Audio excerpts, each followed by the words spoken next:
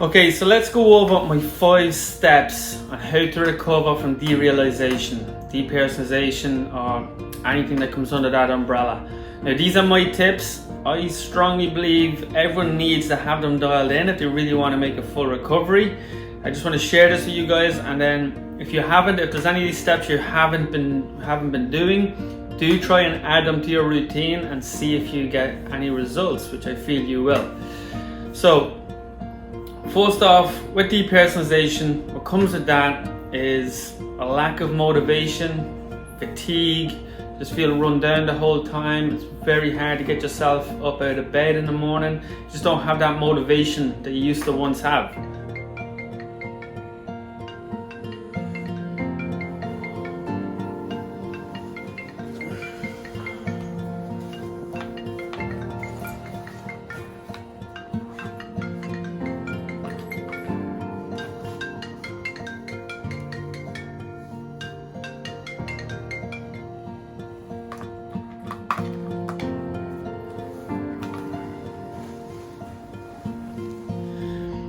It's very similar to what you'd see if someone was dealing with burnout or adrenal fatigue or adrenal dysfunction, and we have to treat that too. The body is run down, and what's going to help that body repair is a lifestyle change. You need to put the body in a position where it can heal and repair, and this is where the 5 steps come in.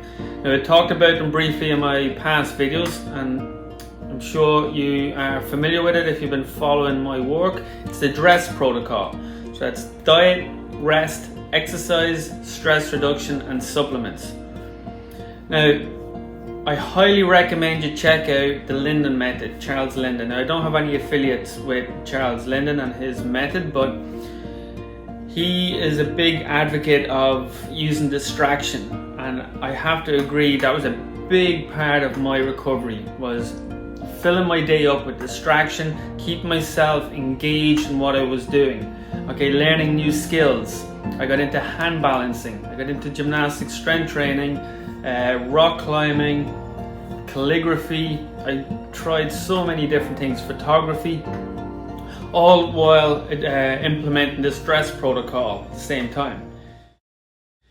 So I'm going to go through each part of the DRESS protocol, and yeah, again, if there's anywhere that you do not have, I don't know, maybe you don't know how to approach it, do shoot the questions below and I'll try and get back to you, and hopefully I can help you out with that. So we're going to look at diet first. Now, nutrition is going to be really important.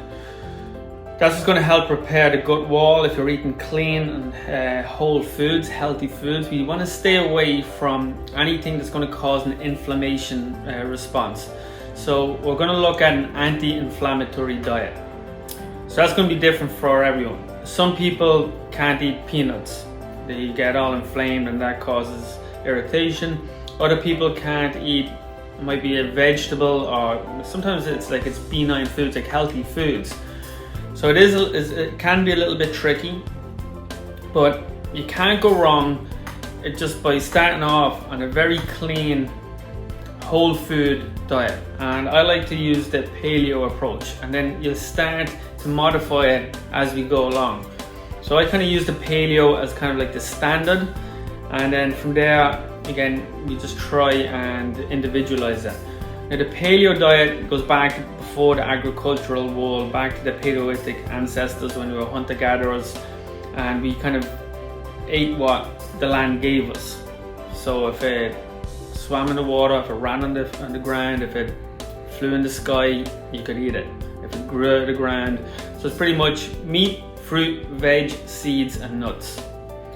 It's typically a lower carb diet, but there's no restriction on how many carbs for it to be paleo. You can eat as much carbs you want as long as it's within that bracket.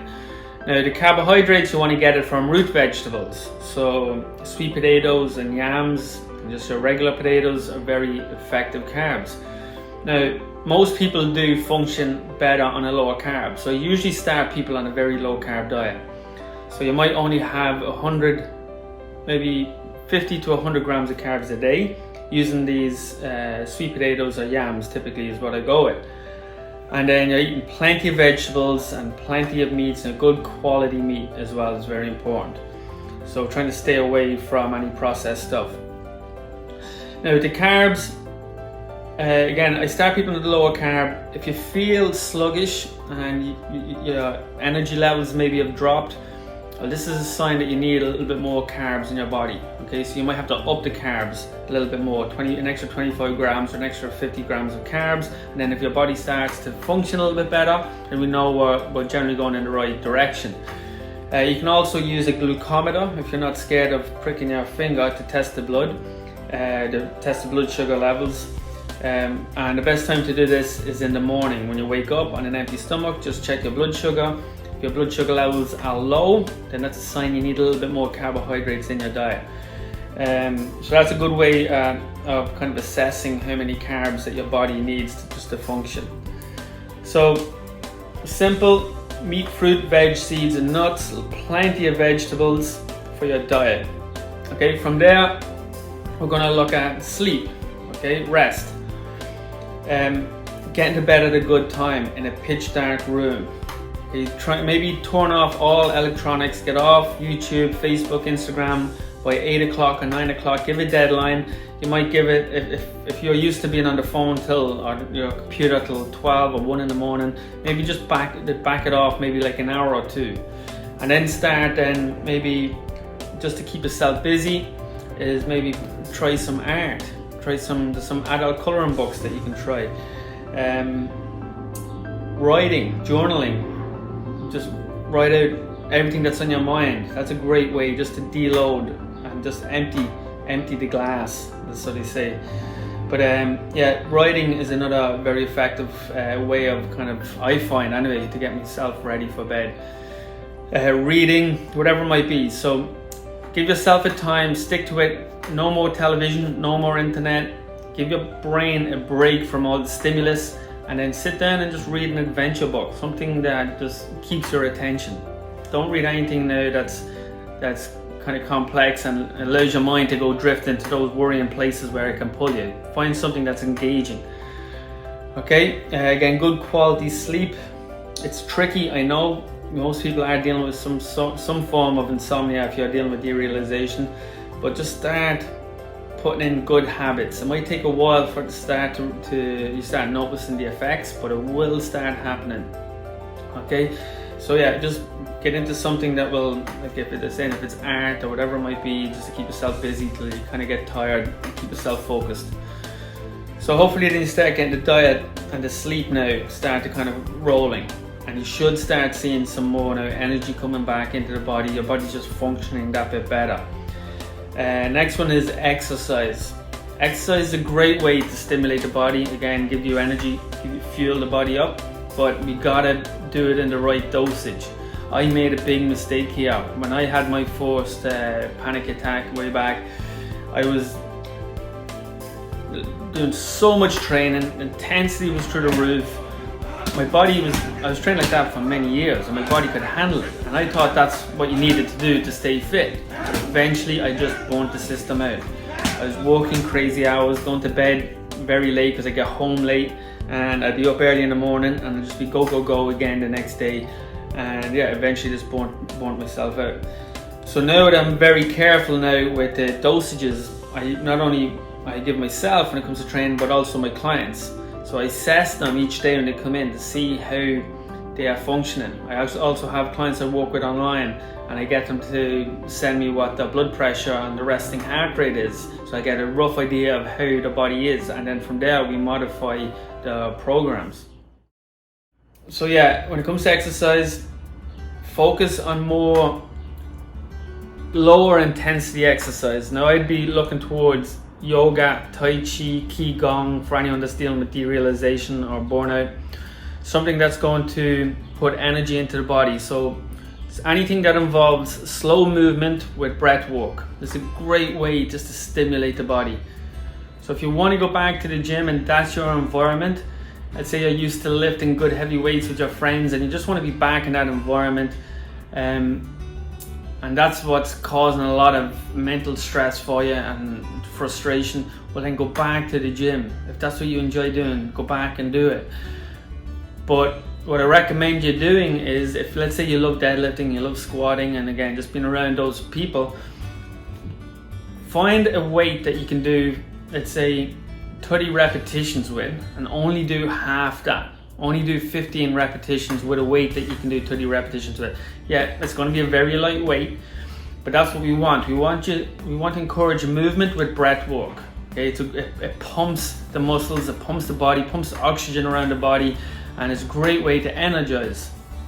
So yeah, you might be able to deadlift, you might be able to squat, and it might be a very light weight, and you're with your friends and they're all lifting heavy weights. That's fine. You just tell them that you're dealing, if you don't want to tell them what's going on, you just tell them you're just dealing with an injury. Okay, and you just have to take your time, and at least you're back in that environment that you enjoy doing, enjoy being around. So that's exercise. So next one is stress reduction.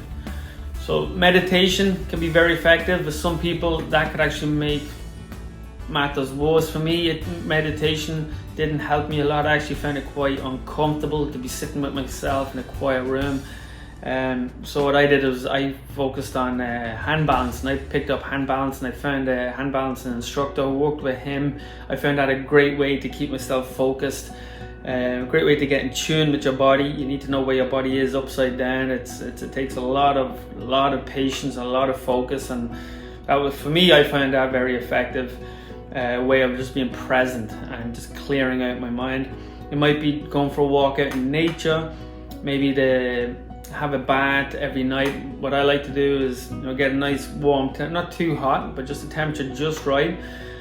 I'll bring in my salt lamp, which gives off a nice orange glow when you turn off the lights, and then I have also hinoki oil that I put into my diffuser, which gives off this smell. Hinoki is a Japanese tree where they've used in experiments in hospitals and dealing with people who are stressed out.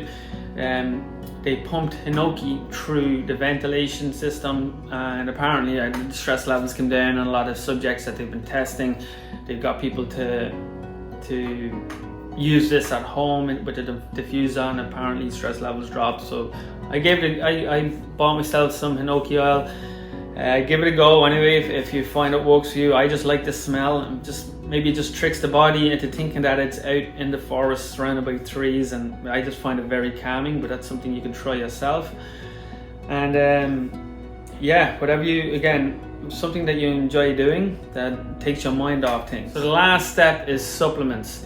So only start adding supplements into your lifestyle when your diet is in place. If you're not eating clean food, there's no point in supplementing. So you dial in your nutrition, then you can reach for supplements. Now, magnesium, B vitamins, and vitamin C, they're going to be your main players. My product, AdrenalBoost, I have these guys in it along with 5-HTP and holy basil, which will help boost the mood. Now, if you're in North America, you can order that. The link is in the description below. If you're outside of North America, or you just want to get your own supplements, magnesium, B vitamins, and vitamin C, they're going to be your main guys that you're going to need to get, okay? Because these get heavily depleted with stress and are major players in just the function of the body. Okay, so they're the 5 steps. So give them a proper go. If there's any area there that you're not sure of, if you feel I haven't explained it properly, just in the comments below, shoot a question to me. I'll get back to you as soon as I can. But yeah, these are going to be the 5 guys to guide you into your recovery. Anytime you notice yourself falling off track, go back to these 5 guys, okay? What's your diet like? What's your sleep like? Are you exercising too much? What's your stress levels like? Are you managing your stress okay? Alright, so use these guys as your guide to keep that body in a position where it can heal and repair. Alright guys, so if you like this video, do hit the thumbs up, and you can subscribe as well by clicking on the subscribe button so you don't miss out on any videos. I do have plenty more coming. So thanks again, and talk to you soon.